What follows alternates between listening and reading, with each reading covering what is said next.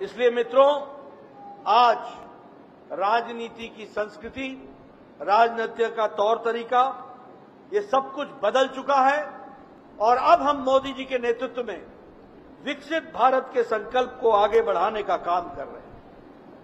आप देखिए, आपको कभी अंदाजा था क्या कि भारत 5वें नंबर की अर्थव्यवस्था बन जाएगा? कभी सोचा था क्या? लेकिन आज आप कह सकते हैं कि 10 साल में हम 11वें पोजीशन से, 11वें स्थान से उठकर जापान, ब्रिटेन जैसे देश, जिस ब्रिटेन ने हमको 200 साल राज किया, उसको भी पछाड़कर मोदी जी के नेतृत्व में आज भारत 5वें नंबर की अर्थव्यवस्था बन गया है। इसको हमको याद रखना चाहिए। और मित्रों, आप 2024 में 4 जून को फिर से वीरेंद्र जी को भेजेंगे, हम 400 पार करेंगे, मोदी जी तीसरी बार प्रधानमंत्री बनेंगे और भारत 2 साल के अंदर तीसरी सबसे बड़ी अर्थव्यवस्था बन जाएगा। इसको भी हमको याद रखना। आज हम ऑटोमोबाइल में 7वें नंबर से छलांग लगा के तीसरे नंबर पर आ गए। हमने जापान को पछाड़ दिया है। जापान, जिसकी डैटसन, टोयोटा गाड़ियां सारे दुनिया में मशहूर थी, आज भारत ऑटोमोबाइल इंडस्ट्री में जापान को पछाड़कर ऑटोमोबाइल मार्केट में तीसरे नंबर पर खड़ा है। आज दवाइयों में भारत दुनिया को सबसे ज्यादा एक्सपोर्ट करने वाला दूसरे नंबर का देश भारत बन गया है। सबसे सस्ती और सबसे असरदार दवा आज कहीं बन रही है तो वो भारत में बन रही है और दुनिया में 138% हमारा एक्सपोर्ट बढ़ गया है। पेट्रोकेमिकल्स में हमारा एक्सपोर्ट 106% बढ़ गया है। और एक बात और मैं बताना चाहूंगा, 10 साल पहले आप खिलौने भी चाइना से खरीदते थे और दीपावली में भी हमारे गणेश जी चाइना से आकर के आपके घर में विराजमान होते थे। आज टॉय इंडस्ट्री में भारत तीसरे नंबर पर आकर के खड़ा हो गया, एक्सपोर्ट में तीसरे नंबर पर खड़ा हो गया। आज आपको खुशी होगी, आपके हाथ में मोबाइल है, सबके हाथ में। 10 साल पहले इसी मोबाइल पर लिखा होता था made in China, made in Korea, made in Japan. आज आप सबके मोबाइल पर लिखा हुआ है मेड इन इंडिया। ये अंतर है। एप्पल भी अब इंडिया में बन रहा है। विकास की दृष्टि से किस तरीके से काम को आगे बढ़ाया गया है वो आपके सामने है।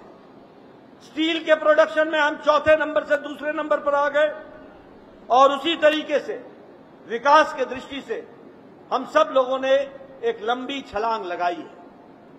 अगर मैं हाईवेज की बात करूं, कभी आपने सोचा था कि टीकमगढ़ भी हाईवे के नक्शे पर आएगा? आज वीरेंद्र कुमार जी के नेतृत्व में आपको नेशनल हाईवे की स्वीकृति प्रदान हो गई है। इसके लिए भी मैं आपको बधाई देना चाहता हूं।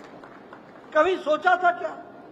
आज 1,65,000 किलोमीटर की सड़क 10 सालों में मोदी जी के नेतृत्व में बनी है। उसी तरीके से आज रेलवे का इलेक्ट्रिफिकेशन, कोई रूट नहीं रहा जहां इलेक्ट्रिफिकेशन मध्य प्रदेश में नहीं हुआ है और 51,886 किलोमीटर की सड़क की रेल ट्रैक, इसको इलेक्ट्रिफिकेशन कर दिया गया है और विकास के साथ उसको जोड़ा गया है। मैं यहां ये भी बताना चाहूंगा, आप बड़े भाग्यशाली हैं कि टीकमगढ़ में सिंगल लाइन में भी वंदे भारत चल रही है और वंदे भारत से आपको युक्त किया गया है। कभी सोचा था कि वंदे भारत ट्रेन चलेगी और आज 3-3 दिन, 4-4 दिन की बुकिंग हो रही है, बुकिंग फुल मिल रही है?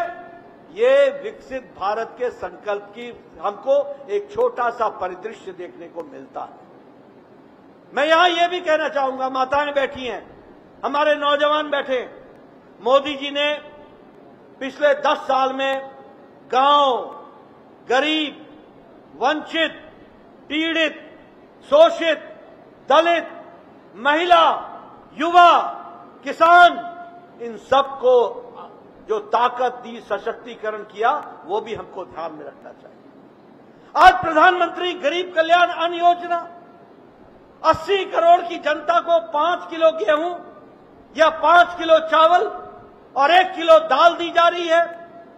आज भारत में इसी प्रधानमंत्री गरीब कल्याण अन्न योजना के कारण आज भारत की गरीबी रेखा से नीचे रहने वाले 25 करोड़ लोग आज गरीबी की रेखा से ऊपर आ गए हैं। ये आज बदलता भारत है, इसको हमको समझना चाहिए।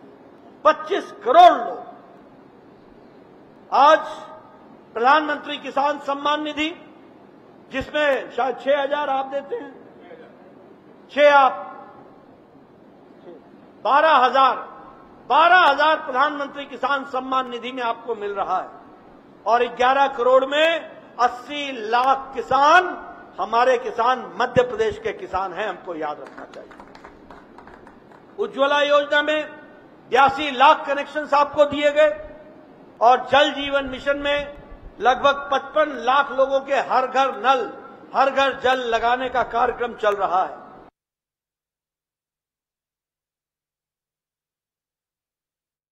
हमको समझना चाहिए 25 करोड़ लोग आज प्रधानमंत्री किसान सम्मान निधि, जिसमें शायद 6,000 आप देते हैं, 6 आप 12,000 प्रधानमंत्री किसान सम्मान निधि में आपको मिल रहा है और 11 करोड़ में 80 लाख किसान हमारे किसान मध्य प्रदेश के किसान हैं, हमको याद रखना चाहिए।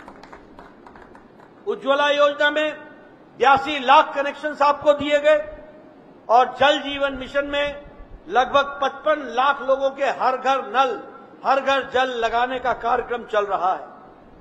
मैं यहां आपको प्रधानमंत्री आवास योजना की बात करना चाहूंगा।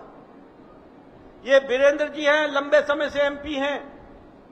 ये हमारे विष्णुदत्त जी हैं, ये एमपी हैं। इनसे पूछिए, राजनीतिक कार्यकर्ता के हैसियत से मैं 1993 में एमएलए बन गया था और मेरा वीडियो 1993 में आकर के मुझसे कहा करता था कि नड्डा साहब बताओ, आपको इंदिरा आवास योजना में पंचायत में 2 घर मिले हैं, बताइए किसको, किस गरीब को देना है। मैं कहा करता था, भैया ये तू ही रख ले, मैं कहां बांटूंगा ये 2 घर एक पंचायत में, कैसे काम चलेगा, 1 अनार 100 बीमार कहां चलेगा। आज मोदी जी के नेतृत्व में 10 साल में 4 करोड़ पक्के घर बने, 4 करोड़ पक्के घर।